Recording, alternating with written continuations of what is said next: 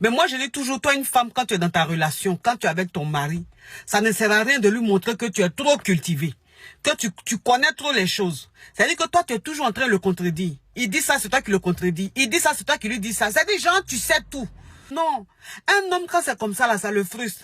Garçon n'aime pas ça. C'est-à-dire que toi, une femme, quel que soit ton niveau intellectuel, parfois, la laisse ton homme te dire des choses, et puis tu fais genre, c'est lui, il t'apprend ça.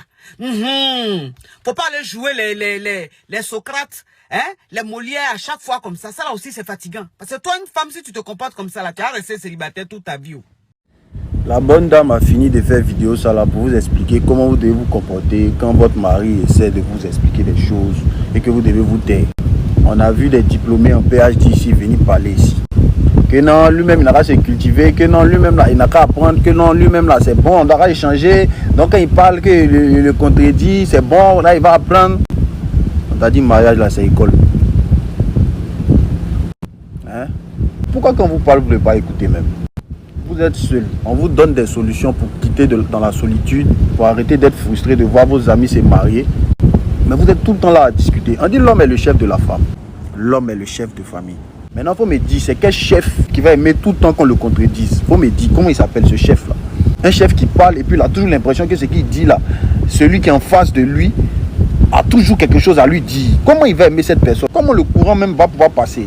Et même si tu veux essayer de lui apprendre des choses, il y a une manière. Tu sais, les grandes études que tu as eu à faire, c'est bien, c'est très important. Ça peut te servir dans d'autres domaines de ta vie, mais pas à venir contredire ton mari, tu vois. Parce que c'est frustrant, c'est rabaissant. C'est un peu comme un professeur qui vient, il veut donner des cours. Et il y a toujours un élève qui est là pour lui montrer qu'il s'est trompé quelque part devant toute la classe. Même si l'élève la connaît, c'est vilain, c'est rabaissant. Ça fait que le professeur et lui, le feeling ne va pas passer. À moins qu'il trouve la bonne formule chaque fois pour le ramener vers, voilà, quand il veut se tromper. Tout en lui donnant son honneur de chef, de professeur, il va trouver la formule pour lui dire que là il s'est trompé. C'est de ça qu'on parle. On n'a pas dit de ne pas vous apprendre des choses, mais il y a des cadres, il y a des manières de faire. Et c'est aussi ça l'humilité. C'est aussi ça l'humilité de savoir quelque chose et même de se taire par principe pour dire que ah, c'est mon chef qui parle, c'est mon mari qui parle, c'est mon époux qui parle, donc ça ne sert à rien de le contredire. Tout compte fait mes diplômes, il n'y a pas eu ça pour venir faire concours à lui. C'est pour travailler, pour mon travail, ma société, c'est mes entreprises. C'est pas pour venir lui casser la tête à la maison. Non, vous parlez ça, vous discutez. Maintenant, si tu trouves que ça te fait mal parce qu'il n'est pas assez calé comme toi, bon, tu l'as marié pourquoi?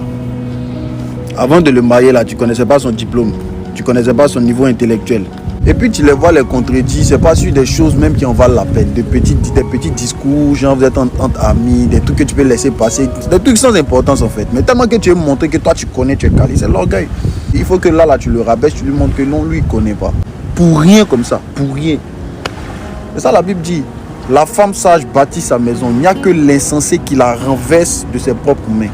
Celui qui n'a pas parlé, qu'est-ce que ça fait? Si tu ne parles pas là, ça fait quoi? Vous êtes en train de s'amuser, il est en train de parler, laisse-le parler. Voilà, maintenant à cause d'un petit discours, le foyer est gâté, tu es obligé de ramper comme le père d'Aloua.